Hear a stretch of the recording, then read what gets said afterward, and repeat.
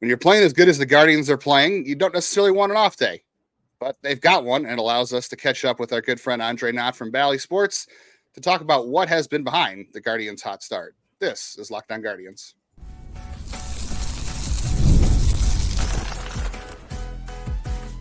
You are Locked On Guardians, your daily podcast on the Cleveland Guardians. Part of the Locked On Podcast Network, your team every day.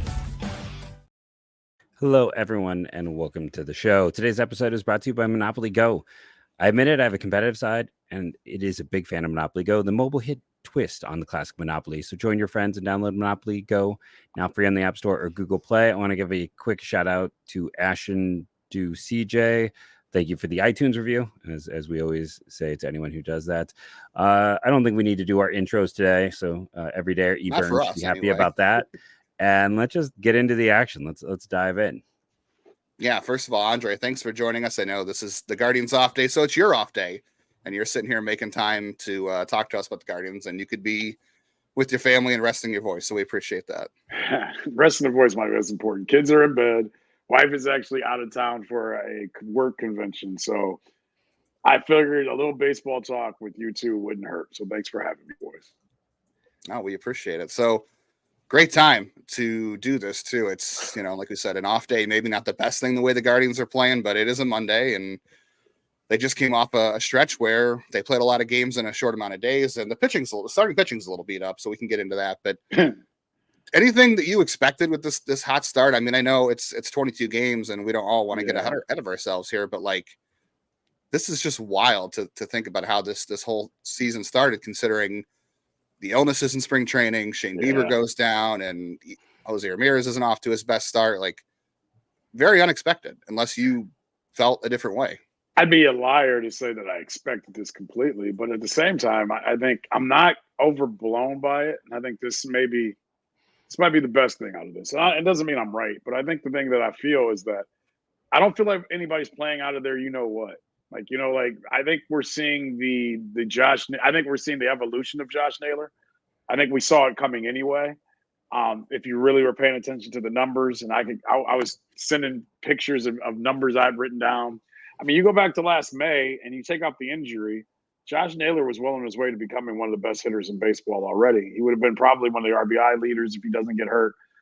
Since May 10th of last year, he's one of the top 3, top 4 hitters in baseball. And people can look it up. He is average RBIs, hitting against lefties.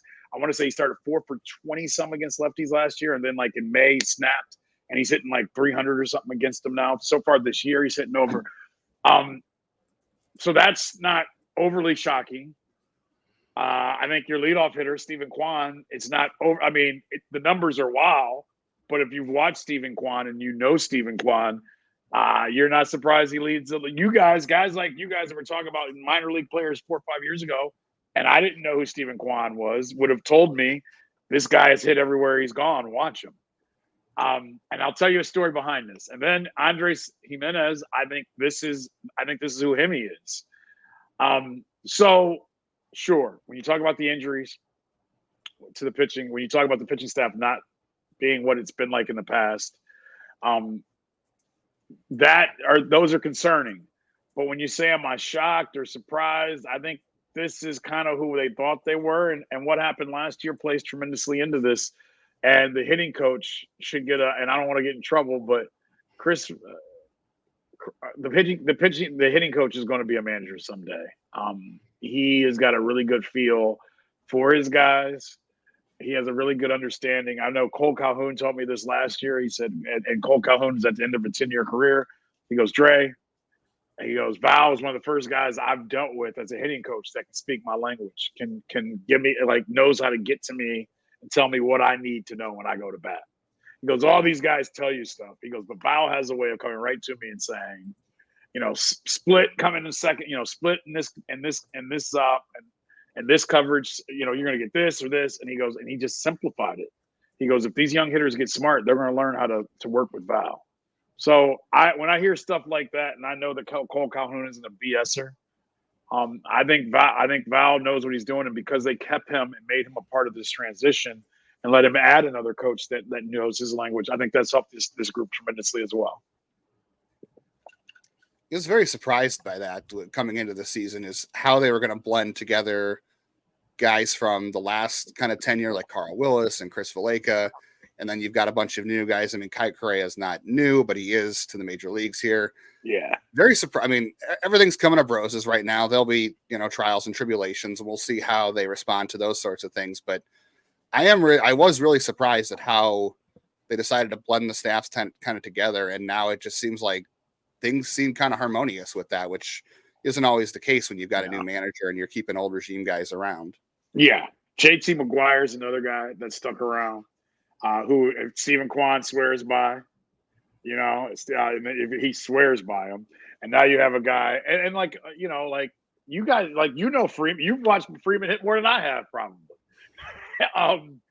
And because he's hit like he's always hit, I think what Chris Antonetti, and I don't want to speak for him, but I think today's Tito's birthday, by the way, which is always fun to send that text, and he goes, "I'm still fooling him." I think he learned a lot. I think Chris and his group learned a lot about what worked with Tito and what they needed from Tito to collaborate. I'm not saying Vogt is Tito, because he's not. They're two different men. They go about things two different ways, but they do have some similarities and characteristics of who they are as humans. And I think Chris is smart enough to look within himself to realize his pluses and minuses, I think, and what motivated and what worked between him and Tito. Because they always didn't agree. They always didn't get, they don't. I mean, I know what's read, what's put out there, but they don't. Tito didn't agree with everything they did, and I know Vogt probably doesn't agree with everything they do. And in some places, if you're married, people out there, if you're in a good marriage, and I'm not trying to put bad ones down, you have disagreements with and it's okay to stand in different places as long as you have the same base of what's important and what you're trying to achieve. And I think the way my wife and I have taken it, and it's partly from that, is when we disagree, we have to understand in our disagreement that at the end of the day, we're fighting to be together, not fighting to be apart. And I'm not trying to preach, but I feel like in the same thing in sports. And sometimes ego gets so much in the way at the top of organizations that it's my way or no other way. I think Tito was really good at listening to ideas, not always agreeing, but listening and understanding where Chris and his guys were coming from. It didn't always go over easy. There weren't, it were times where he would fight back. Here's one, and I shouldn't get in trouble for this. Like the Jose Ramirez batting second thing. Pretty sure that's been pushed from management down for a while. Mm-hmm. And when it finally was done by Tito, he goes, "Yeah," and he said it to the media. "Yeah, DeMarlo's really been pushing for that to happen."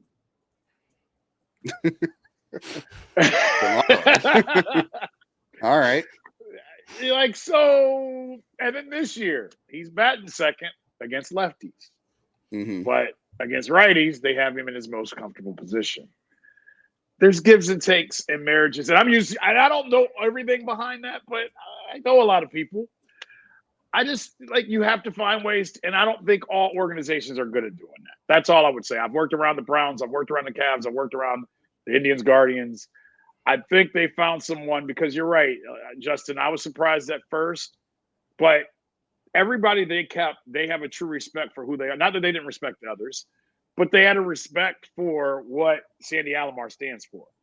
Like Sandy and doesn't want to. I don't think he wants to hear everybody else's ideas. He knows the game. He doesn't want to deal with having a bunch of people tell him how he should and how he shouldn't, in my opinion. That's fair. No, yeah, it's you mentioned JT McGuire came up with Freeman, and it didn't also come up with Gabby in the outfield, that he's kind of the outfield almost like whisperer right now for this team and that defense, just to give him a shout out for someone the fans maybe aren't as familiar with. Yeah, and they do a cool thing, and this is where Vogt is winning in the clubhouse and in the dugout.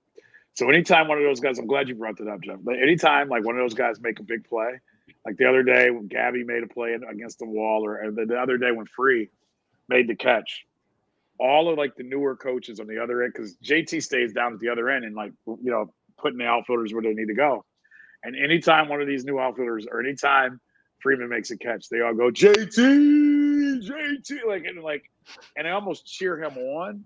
And Jeff is really kind of cool because it builds camaraderie. It builds like JT's not one of their guys, but they were told JT's great with the outfielders. He helped make, Quan into a Gold Glover.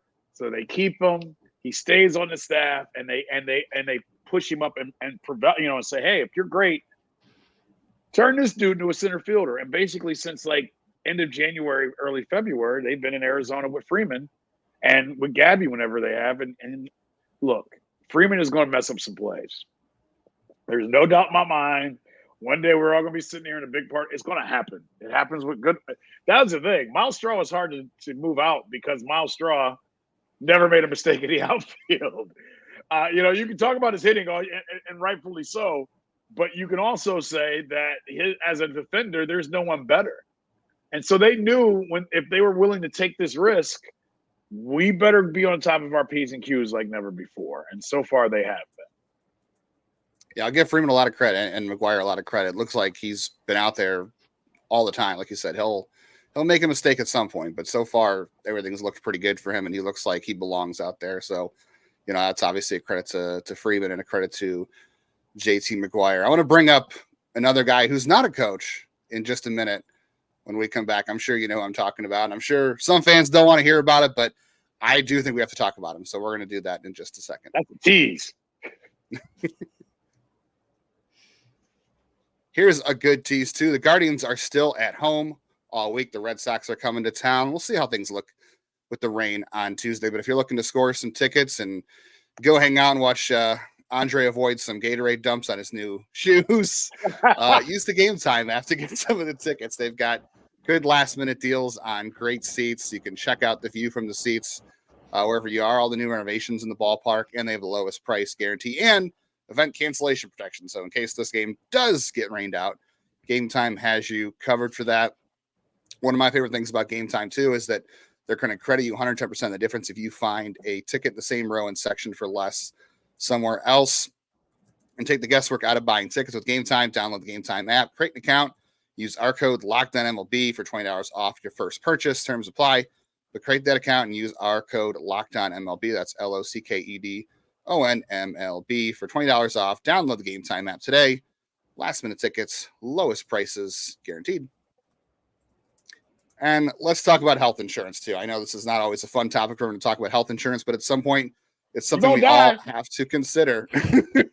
You have to consider it at some point. So you might as well invest some time into a good place to do it. And that's where you want to do it with Policygenius. You can find life insurance policies that start at just $292 per year and $1 million of coverage. Some options offer same-day approval and avoid unnecessary medical exams. And you might have a high risk job, and maybe you'll change jobs throughout. We all change jobs at some point, and that life insurance policy may not come with you.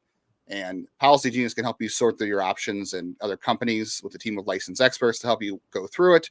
And they're going to give you unbiased advice too, because they don't have an incentive to recommend one insurer over another. So trust the guidance. And if you don't want to take it from us, just check it out. The Trustpilot and Google reviews, they've got thousands of 5-star reviews on both from customers who did find their best fit for the needs. So check life insurance off your to-do list in no time with Policygenius. Head to policygenius.com/LockedOnMLB or click the link in the description to get your free life insurance quote and see how much you could save.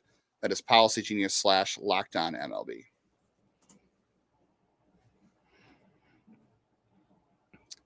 All right, we got to talk about the H guy, Hedges. I know everyone, wants to. It's the whole mystique, right? It's, he wasn't here last year. He's here in 2022, and everyone's like, why are they giving this guy $4 million? And I have this argument with this friend every day. He doesn't like to see Hedges play, and I'm like, the guy's got 26 plate appearances. David Fry's playing a ton, and I feel like every game you're talking about Hedges was in the dugout telling the guys this. And it's almost like he's the second manager. Justin, I'm gonna put it this way. I get all the jokes. I don't want to be short on this one because there's no arguing it. I get some people say South, and we all have friends, and you say South, they say North. I had to speak at the NFL Hall of Fame luncheon right after they signed Hedges, and I had an older lady, and I'm very respectful to anyone older than me, who just like, it's an NFL function. And it was questions, and she wanted to talk about why the Guardians would do that. If you don't get it, you don't get it. If you haven't, and I don't want to put people down. If you haven't been on a team, there's something about real leadership. I can tell the story now. Last year, there was a Sunday. I remember some guys were going to the chaplain. I'm sitting in an equipment guy's office trying to read newspapers, just catch up is kind of where I hide at times before the manager speaks usually. I did it with Tito. I still do it. It's for me, rather than BS with a bunch of people, I try to read and try to catch up on stuff or see if there's little things I can talk to the manager about. So as I'm doing that and I'm sitting in Tony's office, Jose comes sauntering in like shorts and like, a t-shirt, a cutoff t-shirt. And these are the best Jose moments. I can't even explain them. He's just like, he's saying gibberish, but it's part Spanish, it's English. It's, maybe he had a donut in his hand. And like, it's like watching like it's like what my kids probably see in the morning before school, dad getting them ready for school. Like just rambling and just obnoxiousness and funniness all wrapped up in one. And he's looking for something. And we're like, what the hell is he looking for? And he comes back with a place card. And he goes, this is what we miss. This is what we miss. And then threw it at me and walked off. It was a nameplate with Austin Hedges' name on it. There you go. I mean, I can keep telling you guys stories. And I can keep telling you why it's important. And but I can tell you what he does to the catchers. I can tell you, Shane Bieber made 2 starts this year. Who was his catcher? Austin Hedges, yeah. It is. When it was time to get Tristan McKenzie into some type of rhythm, like when they want to help a young pitcher out, they put him with him. Austin Hedges is special, guys. He's not. There's nothing. There's not one thing I can like pinpoint to say that what his specialty is, but he is. And he's a nut job. Like he sat down with me. He's a nut job, and there's no doubt about it. But he loves baseball, and he gets baseball, and he reads swings, and he played on a little league team with Bryce Harper and like 6 other, like Matt Chapman and like 8 other like all stars. The dude knows ball. He knows people. He walked up to me in spring training and sit down for our interview. I wish we were rolling. He goes, "Man, I'm so glad to be back. I'm divorced. I lost this and that." And you're like, "Yeah, nice to see you, Austin." He's a special dude, and like it's to the point, guys. If the players and team is telling you he's important, he's important. And when Jose Ramirez comes back and says, like, "Hey, we need this guy," I think Jose realizes, for as much as he can help, he just can't communicate and do things like others on the team can, and that's why what you've seen from Naylor this year, and when having Austin back, it lets Jose take care of the part that he's best at. And is there like a better example of just like the overall value than Texas chose him to be in the World Series? Like the time you probably don't need 3 catchers is in that. Right. And they valued him so much, even though, you got Garver, who got big money in free agency. You got Heim, who did he win the Gold Glove, or he at least was in a conversation? He had one of the best. He was one of the best throwers. He's one of the best framers, I think, in the game too. And they thought Hedges needed to be on that bench, right? And they knew they weren't going to play him. He's a special dude, man, and he'll be a manager at some point in time if he can cool down with some of his craziness. He's still playing. I think it's okay to be a little bit crazy, but he seems like a second manager. Like he talked about during that White Sox game, like when they got down early, it was like, we're going to respond. We're going to win. Right. We're going to come back. The other thing, not having this Oakland series hang over their head. When they won the games in Boston, they were coming back. He forewarned everybody. Hey, just because we started off the way we thought we would start off, don't get big headed. We got to go home and take care of business until we get to this off day. Like that's the type of, he's like, don't look past Oakland. They'll kick our butts if we don't take them serious.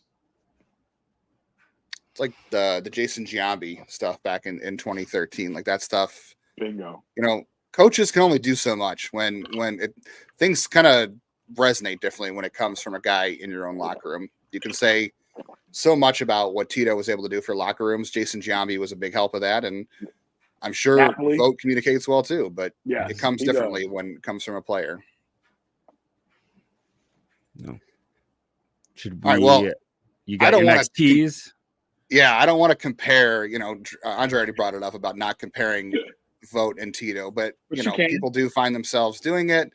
So I want to ask you about that in a little bit and getting to know some of these new managers in your role. So we'll get into that next.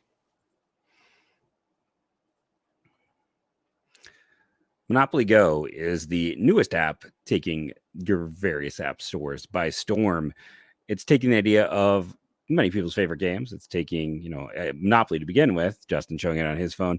But it's doing the whole Among Us. It's you versus your friends. This is sitting here trying to be a social game. You heist your friends' bakes, you avoid textiles, you wreck your friends' boards. It's been downloaded over 150 million times when you play on not one, but hundreds of Monopoly boards in crazy locations, building up amazing cities that bring you big money. But it's not just the competitive side that loves it. You can team up with those same friends and people around the world in time tournaments to earn huge rewards. So get in the game and join your friends. Download Monopoly Go now free on the App Store or Google Play.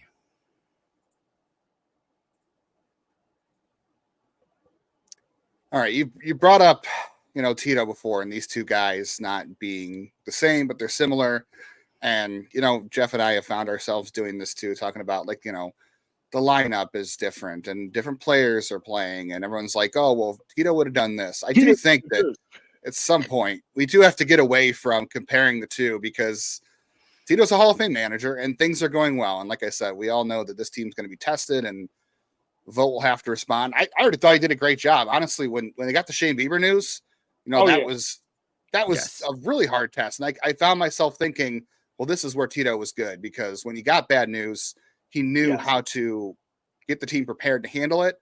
Amen. And I was like, I don't know how Vogt will do that. But that was the first time I was like, we've got to stop ourselves from comparing the two because you can appreciate what Tito did and maybe things you didn't like. And he's still a Hall of Fame manager. And we can still appreciate that this whole Vogt thing is working out pretty well so far. There's not a lot to complain about.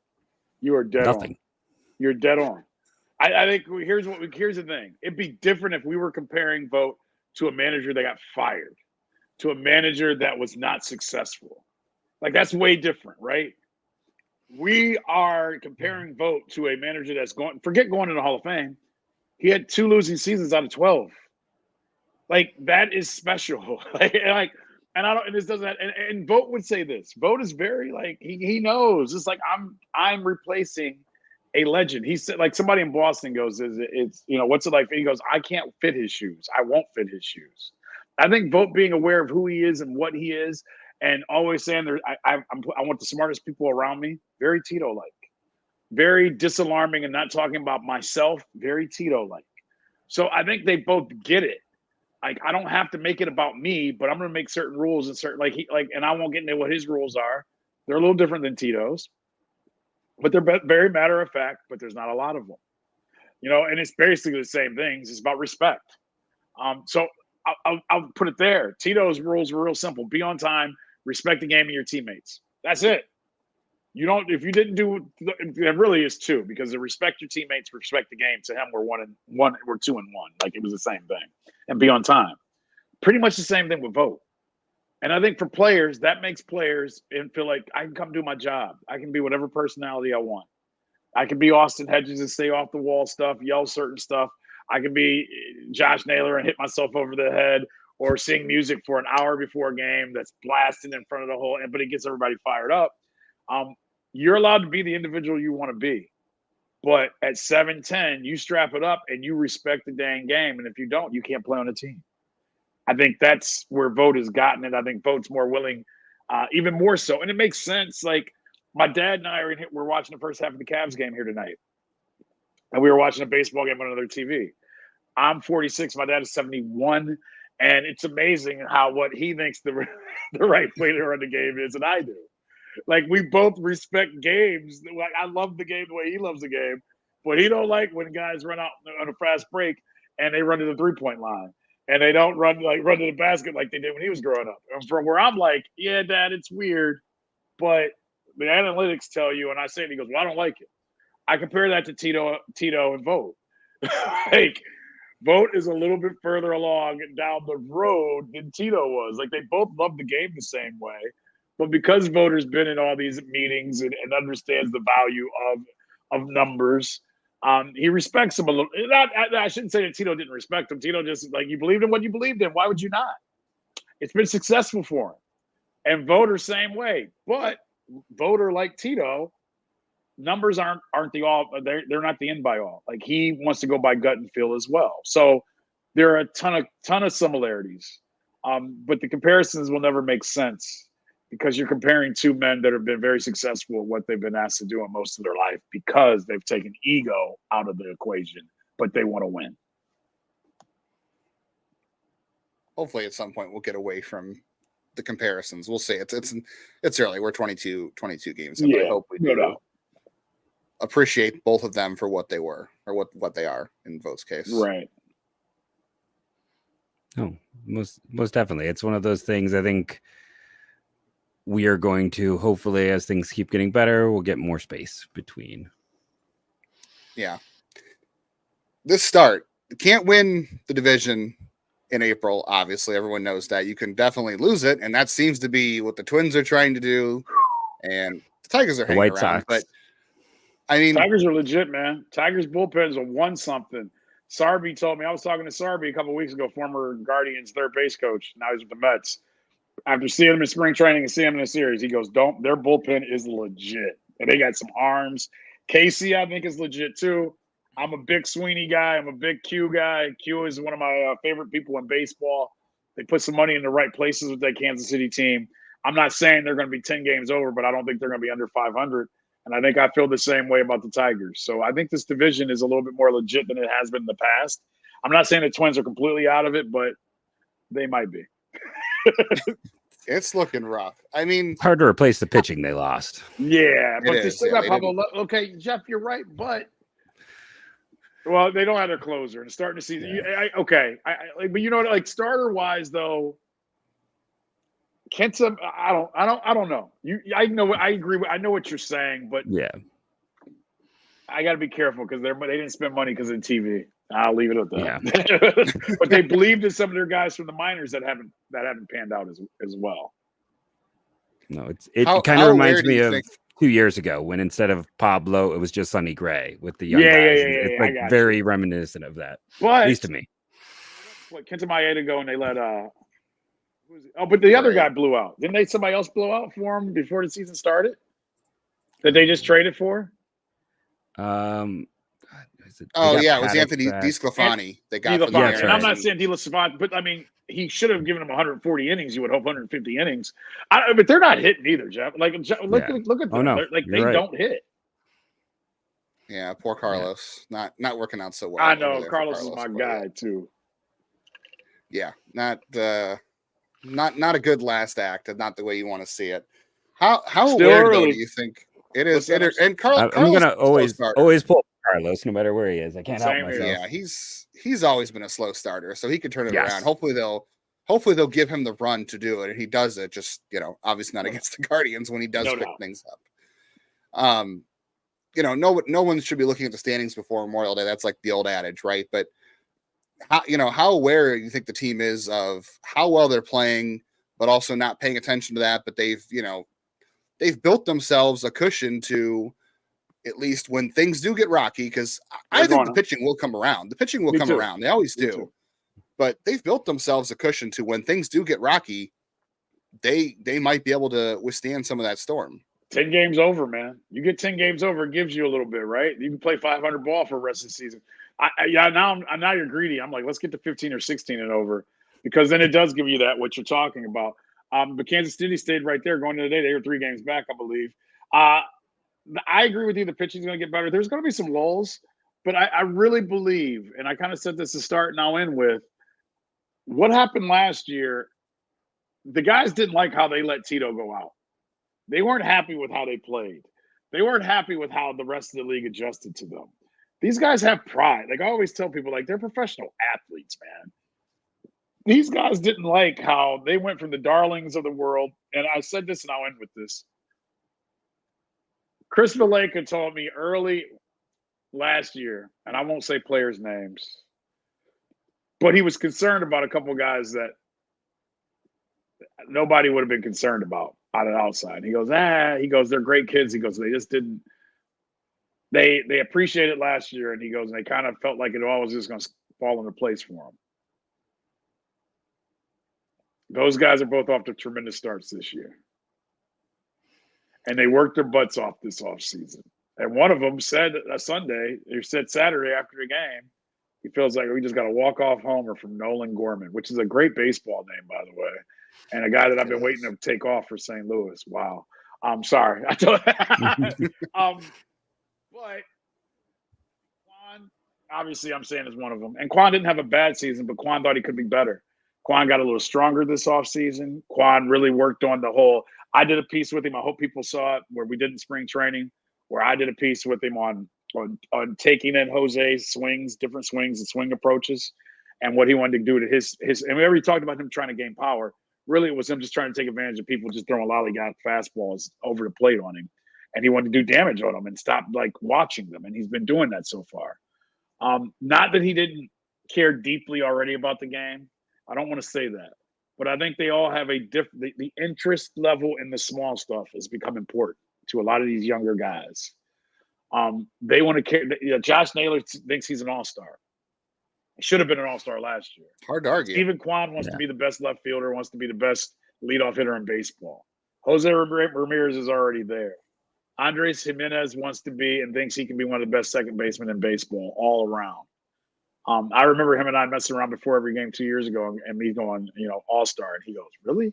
You think I can? Or I remember me saying Gold Glove. And he goes, you don't think they'll give it to Altuve? Well, Hemi has gone from a guy going, maybe I can, to I am. I think that's a big difference in where we're going. Now, you need Tyler Freeman to keep his OPS plus and all those things up higher. I love that Manzardo's playing the way Manzardo's playing because we'd be foolish all of us, not to be taking a peek.